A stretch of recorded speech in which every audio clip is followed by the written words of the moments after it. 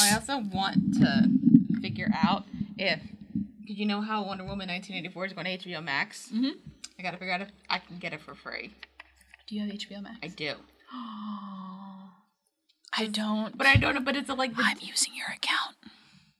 Does that mean I can use your Disney Plus account? Sure.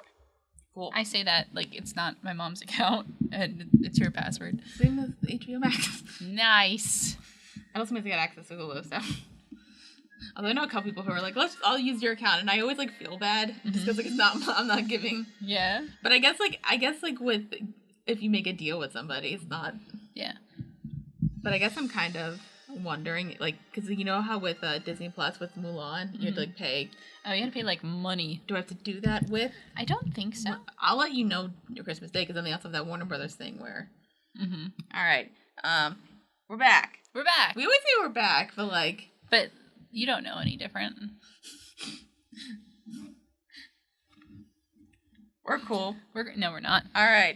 So I think the 4 episodes we're watching are like some of my favorites. So if you hate them, you're wrong. Okay, sounds good. I will despise them with all of my being. All right. I mean, you can tell by the pictures there's something's going on. They look fun. I'm excited.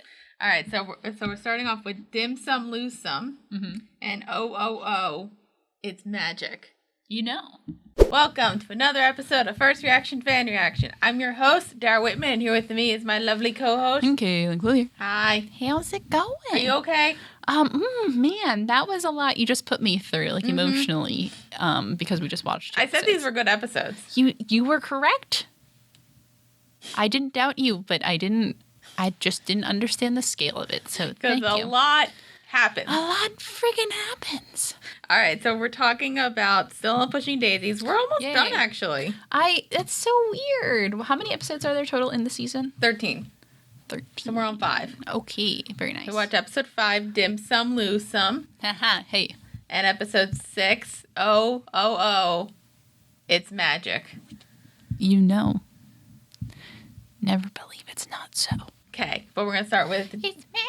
Okay, yeah. We're going to start with Dim Sum Lose Some. So let's get into the plot. Yay. This starts with a lot happening. Yes. I say the next episode also a lot happens. Right. To the past. To the past. It's winter. We're at the Longborough School for Boys. Which is a great place. Everything fun. No traumatic memories happening there. I mean, it doesn't seem like a bad place. I think Ned has more traumatic memories about being abandoned. Yeah, that's true. He's got some feelings about that. Right. But so it's a long weekend, and so a lot of the times the parents will come pick their kids up, but Ned is an abandoned child. Yeah, I know. No one love him. Is sad. Well, people love him. They're just they're just dead. Yes. Yeah. Ned's fine. He's fine. He doesn't have any childhood trauma that he needs to work through. No therapy. No therapy. He's fine. We don't need therapy. All right. So he goes into this one room with the other kids who's yeah. His parents have also they're a bunch of rejects, basically. Well, they're either abandoned because the one main kid, what's his name? Eustace? No, that's the other guy. I forget his name. Oh, Igmar. Yeah, Igmar. It says like his parents are missionaries, so that might, and like maybe the other kids, like you don't know what weekend it is. Yeah. It looked like winter, but it might have just been. So like maybe the parents just gonna come that weekend. Right. We don't know. But anyway, so Igmar has a roulette wheel, and yes, very professional. And so Ned's there to gamble with some chocolates that he has. Yeah. Because they're just gambling stuff. Mm-hmm. But he finds a note in the box, and it's from his mother, realizing that it was a gift for him. Mm-hmm. And then he's like, I can't. He realized the individually wrapped chocolates currently in play had been intended as a gift to him from his dearly departed mother. Bets are close. Like many beginning players, young Ned bet on both red and black, but failed to consider the double zero on the wheel. Double Z. Hoss wins. He lost everything. The lesson was clear. In gambling, no matter how well you think you know the odds. But then it's already... He loses everything. He loses everything because he forgot about the double zero. Yeah. Which is unfortunate. Yeah, but he still has the box and the card. Yeah.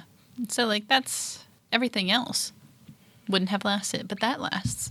But he basically learns that, like, everything is, like, a gamble and then he should avoid taking them. Mm-hmm. He's taken some, though, as we say, because he, spent all his money on a pie shop when carbohydrates were not in fashion. Yeah. Which is back during those times. Which is bullshit, because carbohydrates are always in fashion. No, it was a big thing. Remember the Atkins diet? That was when you were supposed to cut all carbs out of your Not diet. everybody.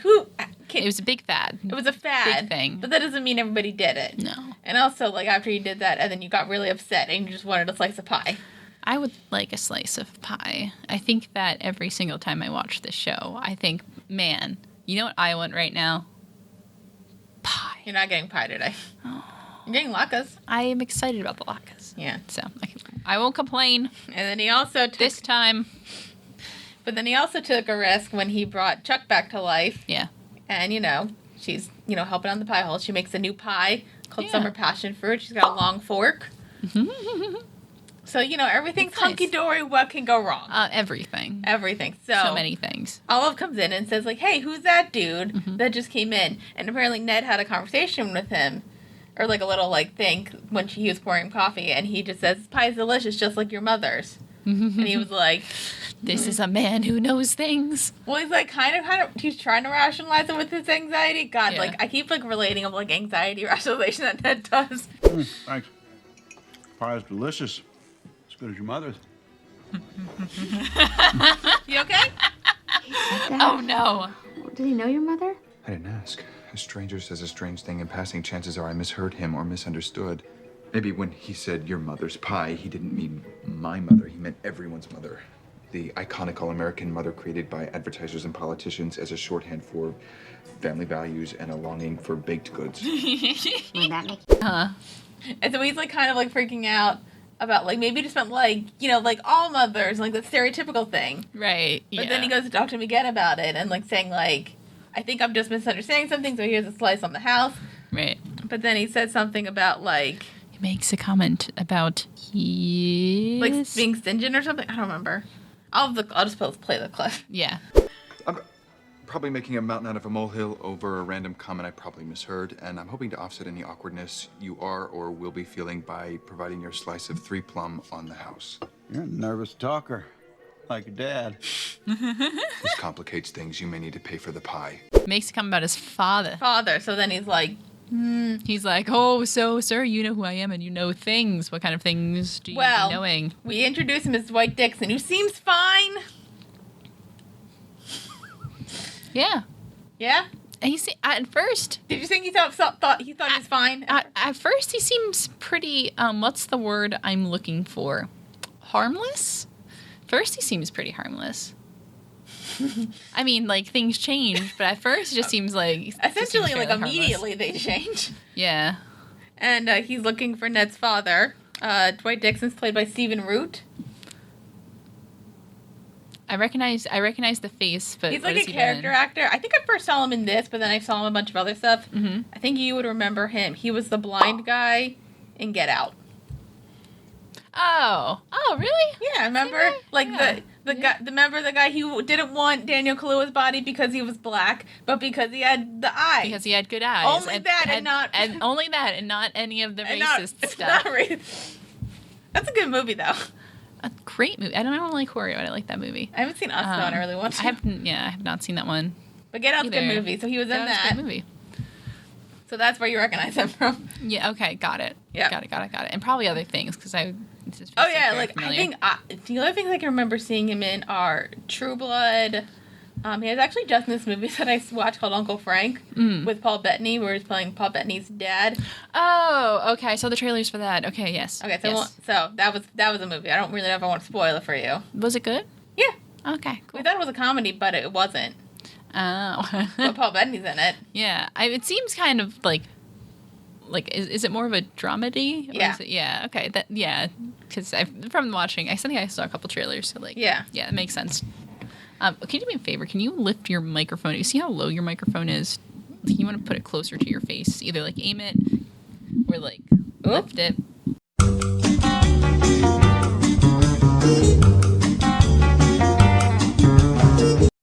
All right, we're back. Yes. Yay, we're good. Okay. We're fine. You can push it back, but I was just wanted it higher. Okay. Where were we? Uncle Frank. Uncle Frank. Dwight Dixon. Dwight Dixon. All right. Is it Dixon or Dixon? Dixon. Okay. But anyway, so Dwight wants to see like where's Ned's father, and Ned's kind of like, we lost touch. You know what? Your dad didn't like to reminisce. Probably a lot of things he didn't talk about. Sounds familiar. I'm actually trying to find him. I was hoping you could help. Really loved to see him. He got his face, you know, especially around the eyes. The pie maker had hoped never to be likened to his father, whether it be around the eyes I'm afraid we lost touch. or the heart. 20 years ago. Oh, that's a shame. A while ago. I got no idea. So I got no idea. And then he's like, bye-bye. So long. And we're just going to forget that happened. And hopefully nothing about it will come up again later. Yay. Anyway. That's fine. Nope. This. Meanwhile, let's go to Emerson's office. I don't know if you've ever noticed this. Probably did. But so Emerson's office is above a Chinese restaurant. Oh, yeah. Well, I'm mad because when I saw the episode title last time we recorded, I was like, oh, this is going to be a crime involving the place downstairs. And I didn't say it. And now you're not going to believe me. But I was thinking it the whole time. But you didn't say it, so it's not true. It is very true. It's very true. Is it? I think, yeah. It is. No, I did think that. I very much assumed that. But I'm glad to see that in my brain I was right. So we go to the restaurant's called the Dim Sum, and Emerson just got some lunch there.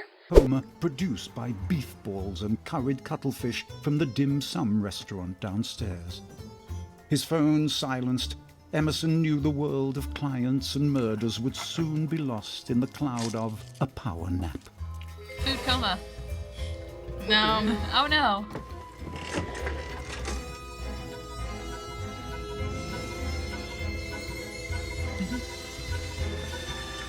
And it's like that for the best thing ever, where you eat a bunch of food and then you take a nap. Oh, we'll go into that food coma. Yep. But then he gets his fortune cookie, and the message is "Help me, Emerson God." Yes. So something is wrong. Something is wrong. So he decides to go down to the restaurant, but before he can figure out what was going on, he runs into an old familiar face. The PI stumbled on one from his past. Simone hey, she's back. Expert, Yay! Hello. widow And of deceased bubblegum. polygamous Yay. dog breeder Harold Hundin. While investigating her husband's murder, Emerson and Simone had forged a close bond. Emerson Cod. Simone, what have you been up to? It was a friendship that had very nearly, but not quite, become... Breeding. My bubblegum's in heat. It was a long night. Yeah, somebody who I was not expecting to see in the slightest. Really? No, I was not. I don't know why I didn't think that she was going to come back. Simone's back. I should have realized, by the way, you talked about her when she was here the first time, that she was coming back, but I didn't, and then she was back. But it was exciting. So Simone's back with bubblegum. Mm-hmm. And she's getting for a long time I think like it was like some food, but then also like considering what we find out about Simone later, Yeah. maybe some other stuff. But they're having they're having a conversation. Yes. Bubblegum's in heat. So There's some like nice sex jokes in this episode. there's some pretty funny, there's some pretty good fornication humor. I like the one where like in this part where the narrator is basically discussing like that the last time Emerson and Simone were together, there was some like feelings of it, and then Simone's just like breeding. Yeah, that was good. Bubblegum's in heat. But anyway, so Emerson asks, like, did you send me a note, a fortune cookie? Mm-hmm. And she's like, no. She's like, if I need someone, I tell you. Yep. So then they leave, and then Emerson goes to, he sees like an old woman, like kind of like crying a bit, and then he comes over and says like, hey, I work upstairs. Did you send me a note? Excuse me, ma'am. I'm Emerson Cod, the private investigator from upstairs. You by any chance contact me? I have seen your billboards. My name is Lady. Lady? Lady. I'm married to Bao, the chef. Picking up some things of his. You married to the chef? Ma'am, may I just say, your husband's poke buns make me glad to be alive. The man's a true artist. Not anymore. He's dead now, but I'll hire you to find who killed him. And a fortune cookie. And then she says, like that she sees billboards, but the woman's name is Lei Ting. Mm-hmm. And she's the wife of Bao Ting, the chef. Right. Who's like apparently this amazing chef. Mm-hmm. I was looking up the name Bao. I was like, the Bao was the title of the Pixar short, and I was like, is Bao the name of the bun? Like, is his name like a pun on the type of pork bun? And so I was trying to look that up, and also because now I'm looking at that looks really good. So okay, man, I wish I knew how to pronounce Chinese. A guo bao is also known as a pork belly bun. So his name is a direct play on like the buns that he makes. Okay. So I wanted to make sure that I got that correct before I said anything. Also, the animated short bao is very cute. I forget which movie it was in front of. I think it was in front of Incredibles 2. But anyway, go watch it. Pushing Daisies. Pushing Daisies.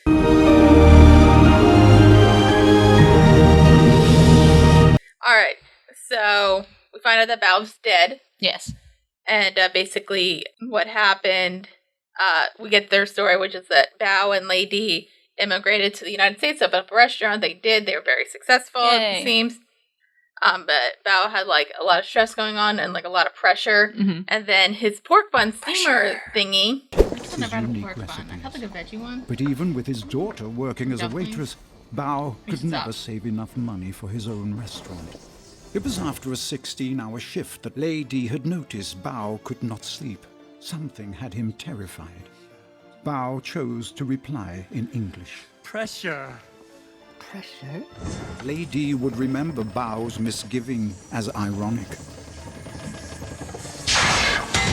Police were satisfied Bao's death. Speaking of pressure. Exploded. Yeah. And then there was a pipe. It just went. Would you? Through his head. So he dead. So he is deceased. Yes. But then we go to the morgue to talk to him. Yeah. And, so we wake him up and he doesn't really realize he's dead. He doesn't. And he doesn't realize that there's a pipe in his head. Whoa, watch out. Please don't hurt me. I thought I lose the bet. Look, we're not going to hurt you. What bet? Gambling at the dim sum. Now someone's going to kill me. Going to kill you?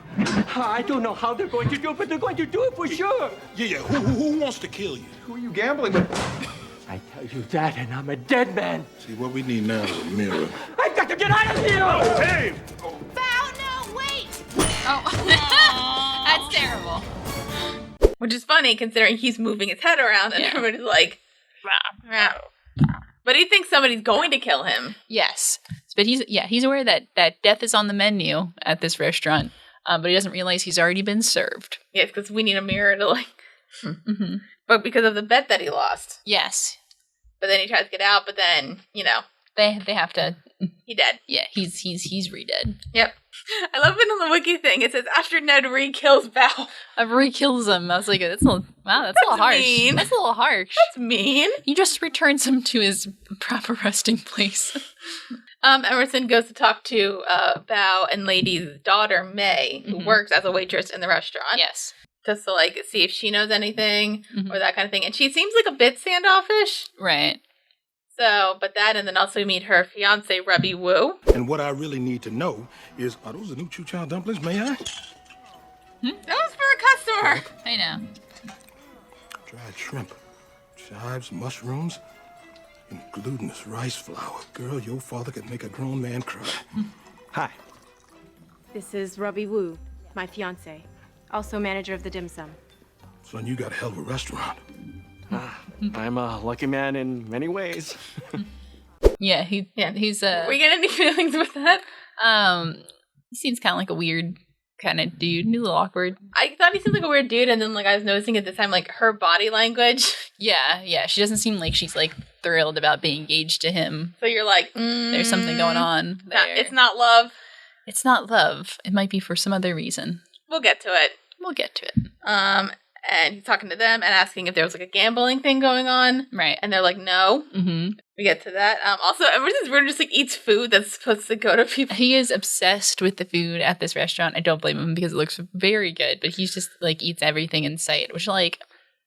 Fair. Also in this movie, because like I go to like only like a few Chinese restaurants, but like the plates were like silver things with lids. Like I've never been. Is it like, and it says it's called the dim sum, so it was like a specific kind of dim sum is like a specific kind of restaurant. Yeah, it's like where everything is like it's like basically like I've only done dim sum once and it really stressed me out.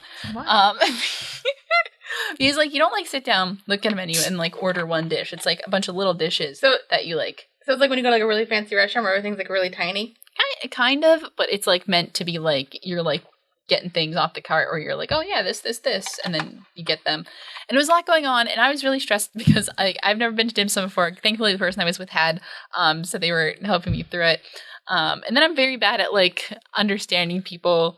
So like they're trying to talk to me, and I have no idea what they're saying. And I'm like, okay, I don't know much of this. I don't know what this is. Like I don't know a lot of the stuff it's called, because it's not like it seems. I think dim sum is more like Chinese food and not not Chinese American food, which is what we get like takeout at Chinese restaurants. It was good, very exciting. It's a very good stuff, good experience. But man, I was a little stressed out. You're okay, but all turned out okay. So hooray! Yay! All right, so we don't have really anything about gambling in the restaurant. Emerson lets Ned and Chuck know what's going on, and then he leaves and figure something else out. Olive says that Dwight returned again. Yes. So he's not just a one-off thing. He's kind of sticking around. And then Ned and Chuck have a conversation about like, hey, like there's a chance like we could maybe figure out some stuff about your father. Right. Ned said, I know that face, Steve. I'm still waiting to hear why you won't help your father's friend face. No, it's a you don't know my face as well as you think face. I keep my feelings about my father behind a door that's closed for so long it's wallpapered over and you can't see the seams. And that's how I like it. Dwight showing up is like a corner peeling. And I see that peeling corner and I want to rip it off. You wouldn't if you knew what was underneath. In my case, it's a colorful mix of anger, chronic distrust, and misplaced guilt. Like I think like Chuck kind of is like wondering like why he's not doing that when he has the opportunity. Meanwhile, like she knows about this, her aunt who's her mother, but she can't really pursue it. So maybe that kind of thing, right? And then Ned says, "All right, you can give Dwight the address that I have. That was like the last location I saw my father at, right?" And she was like, "Wait, how long have we had this?" And we're like, Yeah. My mom's been lying to me for 3 decades. They look like such high schoolers doing that. Pile of stink to work out, and I would if I could, but I can't. But you can if you could, and you should. What is that? It's my clue pad for writing down clues. Oh, I love that you have a clue pad. Like your handy dandy notebook. Handy dandy notebook. Dwight. It's as much as I can do. How long have you had this? A while. A while. A long time. Yeah, don't want to discuss it? No, I don't think we should. Nope. Meanwhile, while they're there, Bal's old friend Hoonjin? I'm so sorry. Hwajong? Yeah. I'm sorry. Yeah, and I'm not like 100% on that because I'm not an expert on Chinese, but I'm pretty sure it's Hwajong. Hwajong? Yeah. Okay, we're gonna go with that. If I'm wrong, sorry. Let me know. He comes into the pie hole, and he apparently overheard Emerson talking to May and Ruby. And he says that there is gambling there. There's always been gambling ever since the Prohibition, and you'd have a lady on one arm and a glass of milk. This is why John overheard Emerson at the restaurant. Papyrus! Yeah, he said that there's been illegal gambling at the dim sum since it opened in the days of Prohibition. He says they'd pull the shades and play cards for money all night long. And when your luck was running, you'd have a woman on each arm and all the milk you could drink. Milk? Might not be the right word. My Mandarin's a little rusty. Now, this went on until the police finally caught on and shut them down. But he says they always found a way to keep the card game going. Wait, it might not be milk. I wonder if it says what he actually said. No. But it's Chuck translating, and she, while she is a polyglot, doesn't mean that she is an expert on every single somebody language. who knows multiple languages? Yes. Or fluent? Yes. Okay. Fluent or no? Speaks, I think it's just, I don't think they specify, but somebody who speaks many languages. Yeah. But apparently that when they were probationary, the cops kind of caught them. So then they had to, like, hide it. Yeah, they had to find a way, like, that wasn't so obvious. And so then we go back to the restaurant. The dim sum. There's probably a whole dim sum. Anyway. Yes. So we go back there, and they'd be like, we try to look for something that looks like it's gambling. Right, and then we see a table of a bunch of men and Simone, and we have to hide from Simone because Emerson's being a bit of a coward. Yeah. And then we're watching, so they're watching this table, watching Simone, and they're noticing that nobody's eating. Strange. You calling my romantic life strange? No, it's strange. None of the people at that table are eating. As they continued to observe the diners who were not dining, several unusual details became apparent. All plates at the table were covered with a lid. Before serving, the waitress would spin the food on a lazy Susan. It's like that thing we saw early in the episode. Then placed a number of soybeans in the center of the table. And then and the waitress spins the thing, and there's a bunch of silver plates. I don't know what they're dishes. I don't know what we would. Yeah, I don't know what dishes. Yeah, and then people take them and that kind of thing. And if you look at it properly, it looks like poker. Yeah. So we're playing poker with food. Yay! Hooray!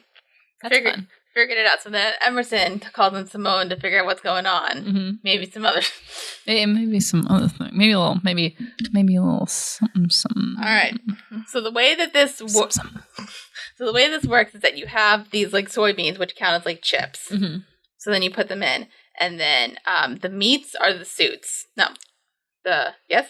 No, I did not catch the full thing the first time around. No, but isn't suit the club clover? Yeah, that's a suit. I guess that's not what I meant then. Club, spade, diamond, heart are suits. Maybe that's what it was. I don't know. I don't think it explains it here, but basically, I thought it was the meats are the suits, but then the appetizers are the numbers. It's quite simple. You give the password to the hostess, which is Hao Shou Yan and means fortune in Mandarin. You buy in at the table. Each plate is a card, and the meats are the 4 suits: shrimp, pork, chicken, beef. The appetizers represent different numbers. Other than that, it's traditional 5-card draw. Except you can eat your cards. Which is what you do when the police arrive. I don't know, but it's 5-card draw. Right. So, do you know how to play 5-card draw? Have you played it? I don't think so. I've played it not in a casino, but I've played it with my family or a couple times at camp. Yeah. So basically, you have a deck, and if you know all the things Full House, yeah. And then somebody lays out a few. I think it's you have 3 cards and somebody lays out 2 or something like that. I might just have the Wikipedia thing to explain it. I thought that was Texas Hold'em. It's the same thing. Oh, I think it's the same thing. I know how to play. But Texas Hold'em is the only poker. I thought 5-card draw and Texas Hold'em are the same thing. I don't know. Are they? I don't know.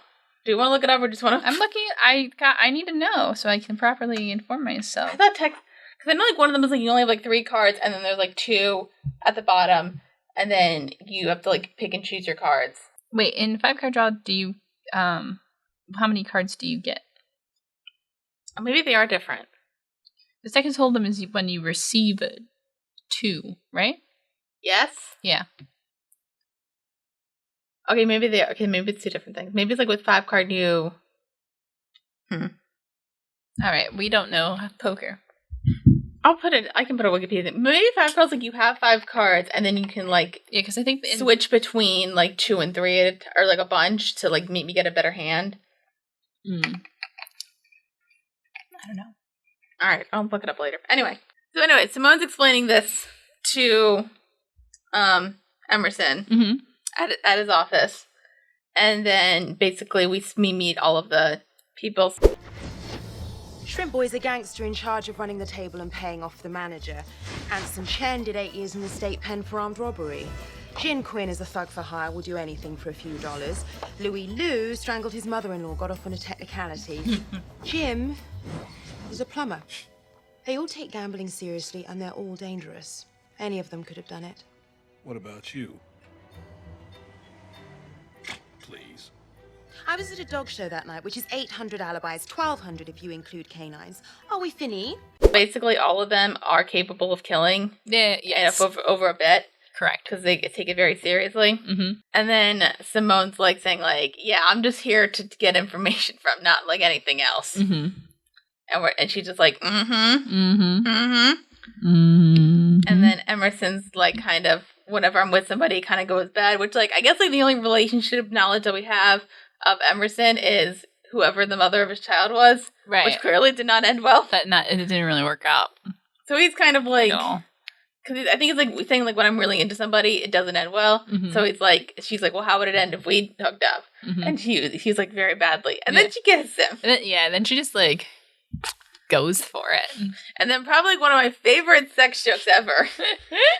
No. Aroused? Yeah, I'm just saying. The more I'm into somebody, the greater the odds that it's gonna end badly. And based on that, how would we end? Extremely badly.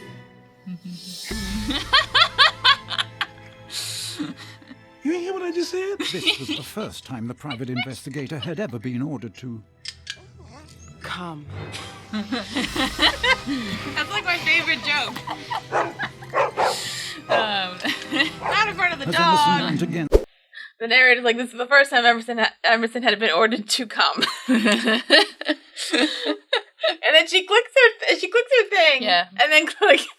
And then they do it. They do it. I love that joke so much. It's pretty funny. It's pretty funny. God, gonna love double entendres on network television. Yay. And I'm just like, don't do it in front of the dog.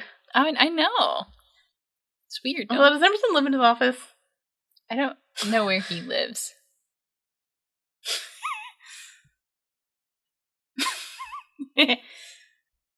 I don't think we've seen where he lives.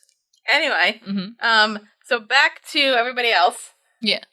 So Chuck and Olive decide, hey, why don't we go find Ned's father? Yeah, that would be fun and good and not at all bad. Let's do it. Let's go to the address and see what happens. So we go there with a pie. With pie. That helps. Because when in doubt, bring pie. So we meet these like two younger gentlemen who are twins. Yeah. We meet one at first, and then one goes into they're doing magic. They're doing magic tricks. They're magicians. We'll get to magic later. That comes back. So then one's in and then anyway, so they try to do a trick with like a trunk, and then one goes into one, and then pops out of the other. Yeah, but they're twins, so it's funny. It's funny, and then then that's how that works. Mm-hmm. So then we get introduced to them. They are Maurice and Rolston, which are some unique names. Not unique, but just uncommon. Rolston. I think I've heard Maurice as a name. Right. I've heard definitely Maurice, but don't know many Rolstons. Nope. But so they live in the house, and we find out that I love twins. I'm Ralston. You thinking? Maurice. We have a big show coming up. Oh, actually, we're looking for an older man that lives here. He won a pie in a raffle. We have a raffle every week. It's very exciting. The only older man was our dad, and he hasn't lived here for a while. Did you say dad? Yeah. He hasn't lived here in a few years. He kind of disappeared. Then our mom shacked up with someone else, so we kept the house. It was then that Chuck and Olive realized. Remember? They have the same eyebrows as him. They do. They do. They live there, and they've kind of lived there forever. Mm-hmm. And that they ask they're looking because Chuck and Olive say they're looking for an older gentleman, but they're like, well, the only other gentleman will be our dad, and he left a while ago. Yeah. So he's already peaced out. And then their mom remarried and left them in the house. Mm-hmm. So Olive and Chuck learn that these are Ned's half brothers. Yay! Hooray! Ooh, yes. So what were your feelings on this coming back?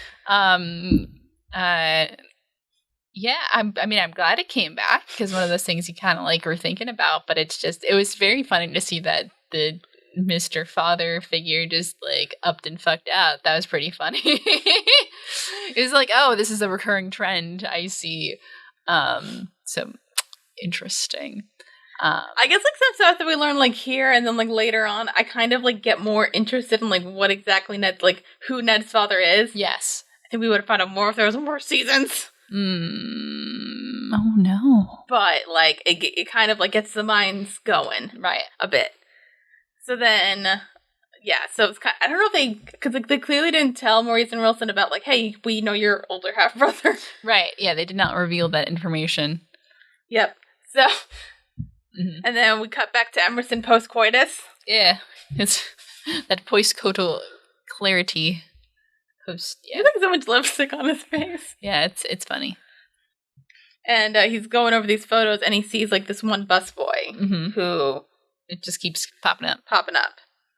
And, sorry, I just got concerned for a second. Anyway. So then he calls Ned and says, meet him at the restaurant. Both of them, Ned and Chuck. So then they're there, and they notice the busboy, and then they said he only makes, like, $5 an hour, but he has, like, a really nice watch. 3 reasons I want to speak to that busboy. 1, he makes $5 an hour, and he's wearing a $2,300 Omega DeVille Prestige Quartz wristwatch. 2, he's always hanging around that poker table. And 3, he's been watching us ever since we came in here. That still wasn't Since even we minimum came wage, but I here, guess where were you? Gambling. For you, and I hit a jackpot. Busboys? But, maybe not the kind you'd like. What other kind is there? Busboy's making a run for it. Let's go. And so they're kind of curious, like maybe like he knows something about that, and then they start to follow him. And then Chuck enters late, and then she basically reveals what her and Olive did. Right. So as they're following the busboy, Chuck tells Ned about his half-brothers, and we find out that Ned already knew about the half-brothers, which we knew about. We knew that he knew. How could you go to my dad's house without telling me? I can't believe you didn't tell me you have brothers. Half-brothers. 2 half-brothers, which is like one whole one. And anyway, they're family. And your dad did the same thing to them. And Ned, they have your eyebrows, and they do parlor magic. So Maurice, he jumps into one trunk, and then Ralston jumps out of the other. Maurice and Ralston? You didn't even know their names? I'm glad Dad got so fun and creative with naming after I left. Goodbye, Ned. Hello, Mercutio and Ribald. Maurice and Ralston. Then he gets upset because like their names are kind of like exotic and not Ned. Right, yeah. But here's the thing, Ned, like, yes, either, because, like, that's why parents screw you up, because either you have an incredibly boring name, or you have a name that nobody can pronounce correctly. Hi, welcome to First Reaction Fan Reaction. If you know Maurice and Ralston, their names got messed up in school. You know that happened. You know it did, at least for Ralston. Maurice, it's still, like, a name people know. People might have been like, Maurice. Sure. But yeah, we get it. Anyway, so as they're following this busboy and having this conversation, they find the steam bum machine that was poorly fixed. Yes, it was not properly fixed. And also explodes again. Yeah. And it's like this weird, like, slow motion thing. Yeah, and like Emerson just like narrowly dodges it. And then it goes through a thing of, it looked like soy sauce. Yeah. And some kind of sauce. Yep, and then it hits the busboy. The poor busboy. He dead. It's just dead on impact. And he's bleeding rice. Yeah. Street. I'm on a street. It sounded like he came from over there. I think I found him. Aww. The busboy. You think just because you did, you ain't gonna tell us what you was up to, but you are so wrong. And I love the line. What a way to go. Emerson's like, you just think because you're dead, your secrets aren't going to be revealed, but you are so wrong. So they have to quick talk to the dead body. So there's other people around. His name is Perry Long, and he is not an actual bus. He's a busboy undercover. Yeah. Was a busboy undercover. But he's actually a life insurance investigator. He's investigating a policy that Bao took out. A $200,000 life insurance policy that he took out the day before he died. Right before he died, which is like a little sus. And it was granted to his daughter. So that's also sus. Yeah. Gator, what the hell you doing posing as a busboy? Working undercover.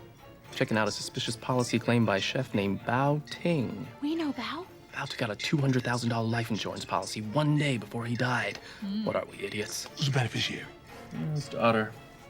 Name's May. She works at the restaurant. Thanks, Barry. Aw, poor Barry. You He was think just he left doing his me money? job. Where did sus come from? I don't know. Okay. It's short for suspicious, and I think it just rose to popularity. Okay. In the year 2020. Oh, I thought it was earlier, like. Might have been. Well, I think it's entered more of a global vernacular. Anyway, continue. All right, so then we run back into May because now she has a motive for murder. Right. And we've revealed also like she wasn't very close with her father. So more motive for murder. Right. But she's kind of like not giving them answers, and then Shrimp Boy comes in with his bodyguards. Yeah, because Shrimp Boy don't want nobody talking to May for some reason. But I keep thinking like Emerson could probably take him. I mean, like, not the head. She's not not the henchman. Not the henchman, and maybe I don't think Ned could take any. Well, no. He only has a height advantage. But everything else is he's just a poor noodle boy. He could really punch. He could flounder. I mean, he defeated that one guy with a sword in the third episode. That's true. Good for him. Anyway, so then Emerson has like an order given to him, which, even though he didn't order anything, and there's another fortune cookie, and it says, "Meet me across the street alone." Mm-hmm. So then he thought it was from Lady, right? But it was actually from May, because it was the same handwriting as before. Mm-hmm. But it's actually May, and then we meet her at this like noodle bar. No, I sent you the cookie, knowing she was there that day collecting my dad's belongings. I wanted her to run into you. I knew she was suspicious of how Dad died. Why couldn't you just hire me? Because Shrimp Boy watches me. I know all his secrets, but Mom doesn't know anything. Not even about the gambling. He knew I was talking to you now. What's he afraid you're gonna say? That I'll tell you about the bet my father lost. Did you say bet? Mm-hmm. Noodles. And discovered that May was actually the one who sent the first note. Yes. So that Emerson could meet her mother. Yeah. So she kind of arranged that. Yeah, because she knows that her mother thinks that like her dad's death was suspicious, which it is. Yeah. And we're talking, and like basically May knows about the gambling, and that Shrimp Boy is like keeping an eye on her for some reason, and it involves the bet. Ooh. That probably the bet, which was Mm. so Bao was trying to get more money from the restaurant, and instead gambled all his life savings away. Yeah, that was bad. Don't do that. Don't do that. So then he asked to play on credit. I think at some point he was like, "Let me just make a little money," but then he got addicted. Happens. So he wants to play on credit, and then Shrimp Boy says, "All right, let's make a deal. Mm-hmm. So if you lose this next round, then your daughter May has to marry my cousin Ruby." Bao had gambled away his life savings. Oh. He then begged the other gamblers to let him play on credit. Shrimp Boy agreed on one condition. If Bao lost the next hand, his daughter would be forced to marry Shrimp Boy's socially handicapped cousin Ruby, manager of the dim sum. 20 minutes later, May was engaged. Well. And since Shrimp Boy believed the terms of the bet should be followed to the letter, he kept a close watch on May. Mm-hmm. So that's how that happened. Right. And then Bao lost. So, like, we know what happened. Yep. She gets engaged. See what guy that she doesn't really like that much. And then she's mad at her father, which rightly so. Which, like, fair. Fair. Yeah. Fair. Very fair. Yeah, because that kind of sucks. Yes. So then we figured that Shrimp Boy probably killed Bao. Mm-hmm. So that, because like I think like he was worried that like they were going to go against the bet. Yeah. Because, yes, so that we figured so that Shrimp Boy killed Bao, so we got to get him to reveal that. Right. And also they're trying to figure out how they can get into the gambling thing. Yeah. And they're thinking maybe we can go through Simone. Uh-huh. And everyone's like, no. Mm-hmm. And then they're kind of like, you did more than just talk. Maybe Simone can help. Simone can't help. I thought you talked to her. Or did you more than talk? Ew. You did more than talk. I think it was more than just We kissing, decided Chuck. to cool things off as a mutual agreement amicably reached by two highly mature adults. You believe that? Excuse me. Again, and then Emerson said something like, we decided to cool things down as mutually consenting adults. And we're just like, did you? Did he? And then Emerson goes. Oh, yeah. Emerson is trying to get out of that. And then also Chuck and Olive apologize for, like, trying to reconnect. For not staying in their own lane. Yeah. And also, like, Chuck kind of thinks, like, but, like, maybe you should, like, what did the brothers do? They really didn't do anything wrong. No. We'll find out about them later, but, Yeah. But? But I know you. You say you don't want to feel connected, but I don't believe that. I mean, everyone needs family. You're my family. No. And you, to a slightly lesser degree. Thanks to a slightly lesser degree. I've spent my life not having things in common with my father, which is a good thing. But if I reach out to my brothers, I'm betting it'll make my dad feel good wherever he is. I don't want that. If that seems petty and vindictive and small, It's because it is. Think of it as an homage to my father and the tiny part of us that is the same. And then Ned kind of like his excuse is that like it'll make his dad happy if he reunites with his brothers, which like I think is just like a bad excuse, like and not rationalizing in your head. Right. Yeah. It's a big jump to conclusions because he just assumes that connecting with his brothers is something that his dad would have wanted, even though his dad kept his bastard children's secret. They're not bastards if they were. Well, I don't know if he was married to the other woman. Yeah. Because like in the one episode where we like meet them for the first time, it's his new wife. Mm-hmm. So he might have just been a bigamist. Yeah. But he calls them bastards in the next episode. So yeah, but he could just be mad. Yeah, so we don't like fully know. For some reason in your head I thought you were saying like Ned was the bastard. I'm like, no, but he was married to his mother. What if he wasn't married to the mother? What if he was? I don't know. There's a lot going on. There's a lot we're not sure about. And we'll never know. Anyway, so then Emerson is tracking Shrimp Boy to the restaurant again, and then sees Simone, and then hides, which we were like, oh wait, no, he didn't say anything. He just pieced out. He kind of ghosted Simone. While tracking the potentially murderous gangster, the PI came up against something far more frightening. Simone. The mutual decision to let things cool off had not, in fact, been mutual. Shock and But disbelief. as he gazed up at the stars, his thoughts turned to his favorite. Don't ghost people. Well, we'll get to it. And then he gets an idea. So basically, because now we know like May's a good person, so we have her on our side. So then we dress up Olive and Chuck as like waitresses, which like might be a little bit of cultural appropriation, but then also like, hey, we need to get some people in disguise, right? And we don't know anybody else of Asian descent. They're working with what they have. They're doing their best. They're doing their best. Don't think about it. Don't think about it. It's fine. It's fine. Anyway, so they're in as waitresses, and then Emerson comes in like a little like toupee. And then you were happy because Ned was in a disguise. Ned was in a disguise. I feel like that's the first. He usually doesn't jump on that. I'm trying to think, and I think you might be right. Yeah. I'm sorry, we're closing. What if I said we was here for the house show union special? Same for me, darling. That's right. What's up, players? He Which one of y'all be Shrimp Boy? Oh, this is his first disguise. Who's asking is Jimmy the Ace. Aw. Ricky the Hammer vouched for me. We did time in the joint together. Where is Ricky, that lovable cutthroat? Never heard of him. And this game is full. Yeah, well, that's too bad. Because the sucker behind me got pockets so deep, he write a check in the bank bounce. He's a grade A fish. I thought I'd bring him in here so we could pick him clean. I'm trying to like think back. Well, he did dress as the priest. So I feel like this was like he went with like he had the fake mustache this time. But I like, think with like the priest with the nunnery, he like had to, and everybody had to because of like they were so outside. But I think like this is like kind of like he didn't need to. Right, like no, this is a little more like. Also with this one, there was like he had like more, an accent. Yeah, he had like a full character. Like with the priest, he just had a suit on, and he was still being Ned. Right. But like when he was like he had an accent, he had to put on a mustache. Exactly. Yeah. So he was like in it. He was like in it. And it was so also like, adorable. I respect. It was adorable. The drip.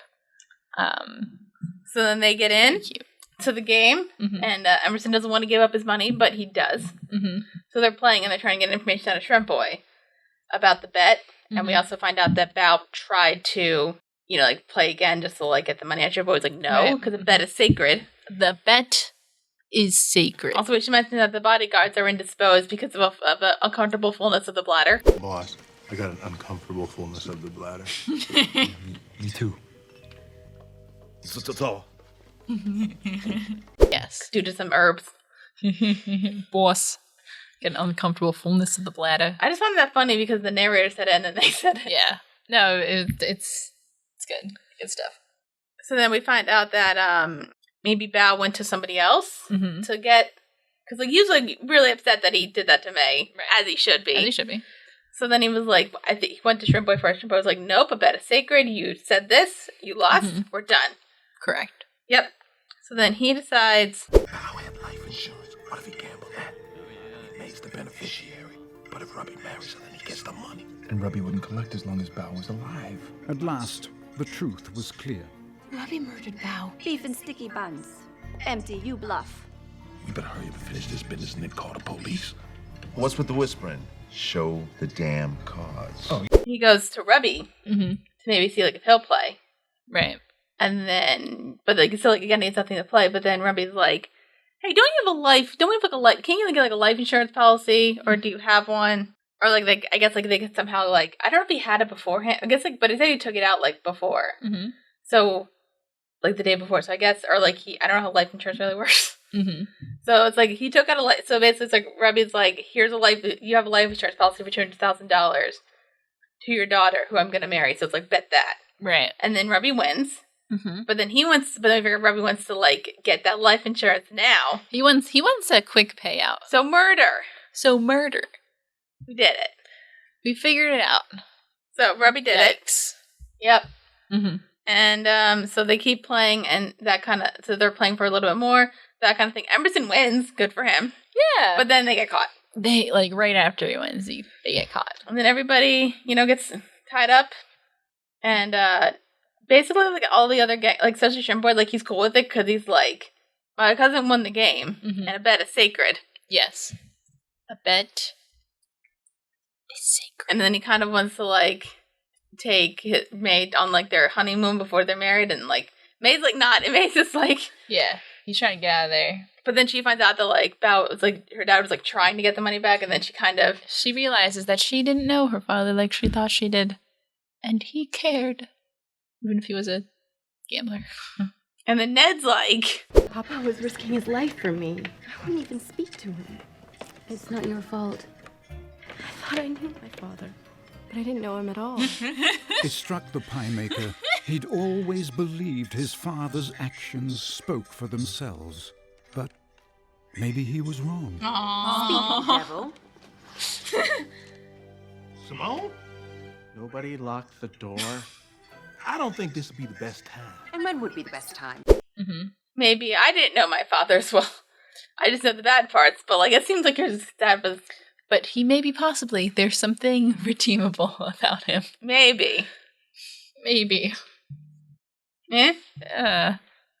Who knows? But anyway, so they're doing this thing, and then Simone pops up. Oh yeah, she just shows up because she's got something to say to Emerson. Yes, she noticed that he was hiding in his car. Yep, and is just kind of upset because he ghosted her, and don't do that to Simone. Don't do that to her. She's a tough lady. Yep, and she's using the clicking thing again. I love that. Yeah, and it works. And then all the guys point the guns at her, and she's just like, what appears to be happening here? Right. So then and then as Rubby's trying to like, get to untie May, and she's like, nope, I'm not going. Bubblegum's like pawing at Rubby's pocket. So we're like, because he's got something yummy in there. Does he have something yummy in there? And it turns out that he had the winning pork fund, so he's a cheater. You're a cheater. Cheater. Cheater. Yeah, and you know he was cheating when he played Bao. And around here, a bet is sacred, right? Out of my way. While there were things Shrimp Boy could forgive, such as homicide, kidnapping, and illegal poker, he drew the line at cheating. Good work, Bubblegum. In part, it was the countless hands of poker he'd lost to Rubby in the years since childhood, now seen in a different light. He's a dirty cheat.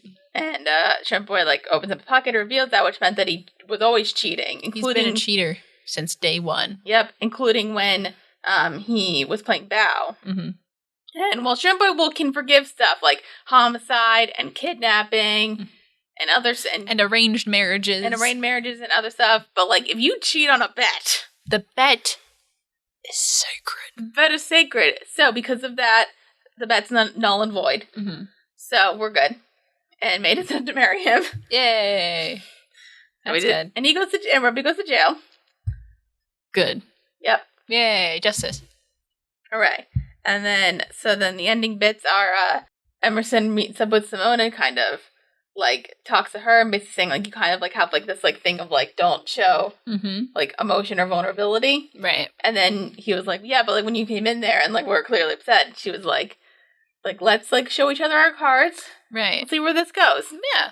And so they realize that both of them put up walls, and if they want to pursue anything, they have to work on taking them down. Yep. And then we go back to Ned's father's house. Yes. With Ned there. Yeah, because Ned realizes that maybe he should shut this open door and pursue this. He should pursue this opportunity. Yep, and then he rings the doorbell, and then he introduces himself. Hello? Hi. I'm Ned. I thought I'd stop by because basically we have the same dad. Aww. Aww. Aww. We're just gonna accept this. How is it? I feel like this is gonna go horribly wrong. I don't trust this easily. As the I don't brothers trust this gazed at easily. each What do other you for think's the gonna first happen? time. And says, like, we have the same dad. Yeah. And they're just accepting. And they're just like, cool. And they're like, hug. And then we're all like, yay, happy ending. What Yay. can go wrong? Yeah, the last shot is very concerning. So I was very concerned. And from Hello? his vantage point Hello? across the street, Dwight agreed. Hello? Excuse me. Excuse me. I don't like this. I don't like this. You good? I don't think I am, because I'm not sure I like where this is going. But Ned and his half-brothers. Happiness only lasts for so long. But we got magic in the next episode. So we see in a car, there's a gun, and also Dwight Dixon in the car across the street from the house. Yes. So, What does it mean? we'll get to it. What does it mean? We'll get to it. I'm concerned. What does it mean? And then we find out more stuff in the next episode, which like gives a whole more information. It's a lot. I'm so I don't know. Are you okay? No. Did you like this episode? Oh, I did. This was fun. I like this. This is fun. It had some, had all your classics. Had Chinese food, underground gambling, gambling with food, which is fun. I like how they did that. That was clever and fun. Had some reveals. Had some introduction of some interesting characters. Had brought back some interesting characters. I mean, this episode is very. It encapsulates a lot.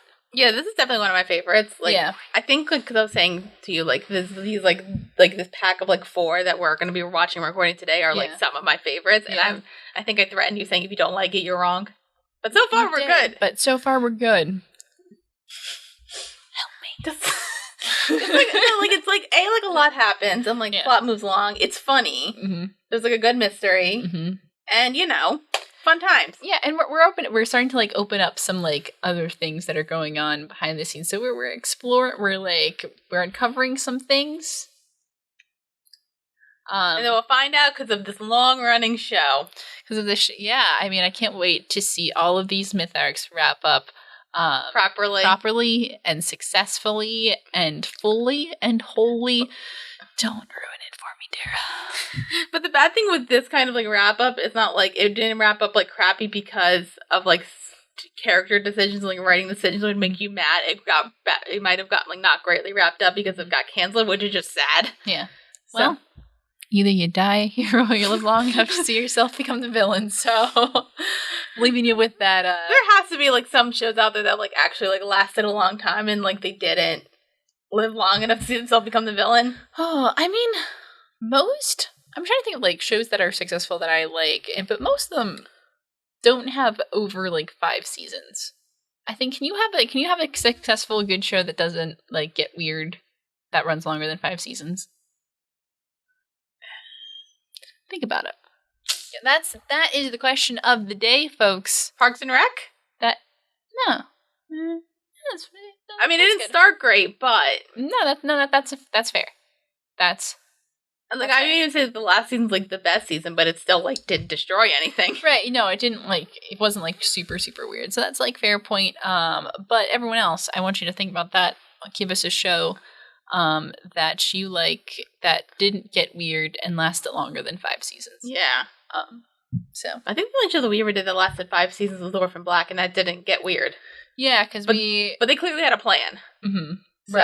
Right. And technically that's only like 50. That's the only reason why I said 5 episodes was because of Orphan Black. 5 seasons? Yeah, the only reason why I gave number 5 was like, well, I watched Orphan Black, and that was pretty solid. Well, I think like 5 seasons is like I think 5 seasons is a good length for a show. Yes. Like between like 3 and 5. I think between 3 and 5 is good.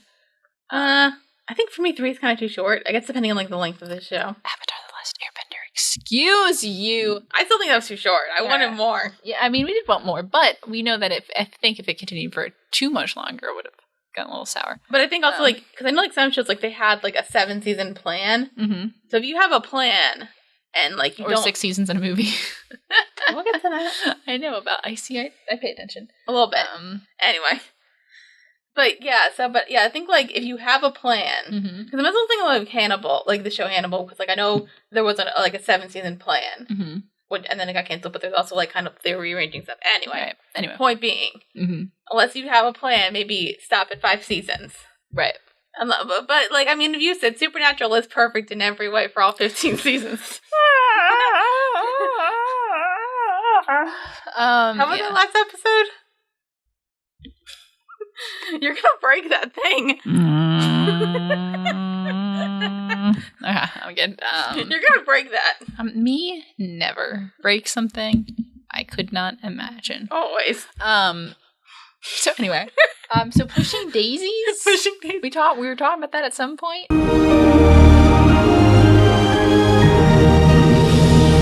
All right. There's trivia. Oh yeah, let's get some trivia. The iTunes version of this episode is missing Act 2. I'm trying to remember the whole act.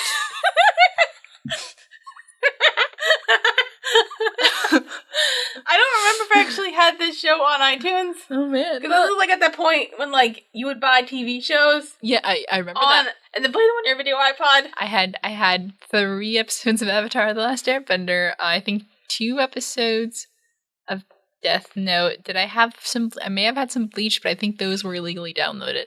I just remember like, wait, I think like my thinking, because like I had like a normal MP3 player for a long time, and then didn't go through iTunes to get music. I went through other places. Yeah, that might not have been legal. Anyway. Yeah. But then I got an iPod, and then I'm like, wait, I have to pay for music and stuff. That was annoying. Now we just get everything for free. No, we don't. Anyway, certainly do not. Culture references. The title is a play on the phrase "win some, lose some," and so that's the second part. And then the other one is a reference to a regional Chinese style of dinner called dim sum. Yep. Cantonized for "to touch the heart." Dim sum is not a specific dish, but a type of restaurant that constantly circulates a wide variety of appetizer-sized dishes. Common dim sum dishes include steamed pork buns. There are ways to pronounce them in Chinese or Mandarin, and I do not want to butcher that. Let me see. Pork buns. Oh yeah, I don't want to try that. We're not gonna try it. We're not gonna try We've already destroyed our. We already done enough. We did enough. We already done enough damage. Steamed bun stuffed with other meats, shrimp dumplings, short rib pop stickers, bowls of congee, ghee, sesame rice bowls with lotus root paste, and similar. More westernized establishments will also serve things like tiny custard tarts, boba tea, and little servings of almond jello. Is boba tea like the bubble tea? Yeah. I've never had that. I've never had that either. I don't want to have it because it looks like it's milk based, and like I think the one time I got it's tapioca. I don't like that. Okay. Because I think the one time I got like a chai latte, and it was like it's so milky, and I'm like, bleh. I would try it. You can try it. I'd say I'm not a tea person though, because I'm a heathen. So I don't know if that's me. I mean, I like tea. Yeah. But I also, because I didn't like tea until I wasn't a big tea person until I lived in England for 3 months. That's why I'm afraid to go to England, because I don't drink tea, and I feel like they would kick me out. You can get coffee. I've got there's Starbucks. But I don't drink coffee. Nah, I don't drink either. That's what I'm saying. I'm not going to be allowed anywhere. Would you like go to tea? I don't know. Like I've gone even to go to a place like where you get like tea and like the sandwiches. Yeah. Because I've done them both in America and in England. Yeah. So like, would you do that? I probably. I don't know. It depends how badly you would have to drink tea then. It depends how badly I would be judged. I think like if you put enough sugar in the tea, you might not hate it. Okay. I don't know. All right. But I just remember like this one place in England that was like a noodle / like bubble tea bar, and I would just go there for noodles. Nice. It was good. Anyway. So, that's the dim sum. I guess, like, I was trying to think of, like, there's, like, this restaurant in Philly that kind of reminded me of that, but I can't remember the name of it. I might look it up. I just remember there's, like, a giant salad bar, and then waiters, like, walk around with, like, meat. And if you have, like, a thing flipped up, you can, like, they'll come over, it's like, hey, do you want this meat? Oh, okay. And then you get meat, and then you can like. So I guess that's like close enough to what I recognize in my head. Anyway. Okay. But so that's this episode. That's this episode. Are you okay? For now. Does more happen in the next episode? I think a lot does occur. All right. So that's the end of this episode. We're going to take a break, and then we're going to talk about season 2, episode 6. Oh, it's magic. Yay. Bye. 宝，您好，我们有几个问题要问你。 Papyrus. Papyrus! You speak Chinese? What are you doing? I just Come on, now, Jimmy. What's the matter with you?